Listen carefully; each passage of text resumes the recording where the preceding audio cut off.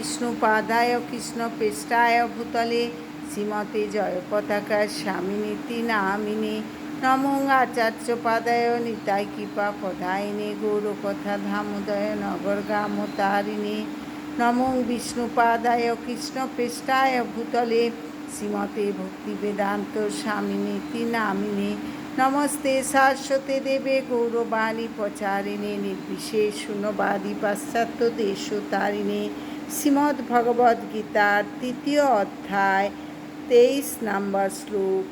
যদি হি অহং ন বর্তেয়ং জাতু কর্মণি অতন্দ্রিত মম বর্তানুবর্তন্তে মনুষ্যা পার্থ সর্বস্ব।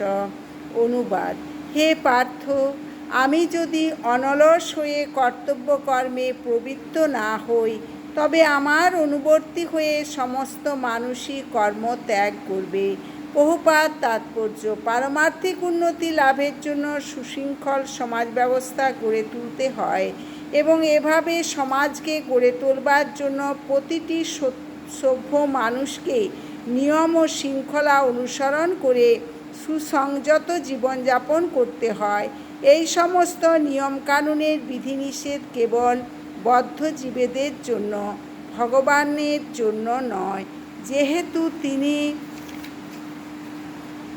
ধর্মনীতি প্রবর্তনের জন্য অবতরণ করেছিলেন, তাই তিনি শাস্ত্র নির্দেশিত সমস্ত বিধির অনুষ্ঠান করেছিলেন।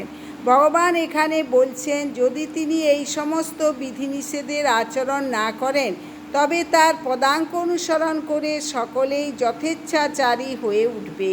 শ্রীমদ্ ভাগবত থেকে আমরা জানতে পারি, এই পৃথিবীতে অবস্থান করার সময় ভগবান শ্রীকৃষ্ণ ঘরে বাইরে সর্বত্র গৃহস্থোচিত সমস্ত ধর্মীয় আচার অনুষ্ঠান করেছিলেন।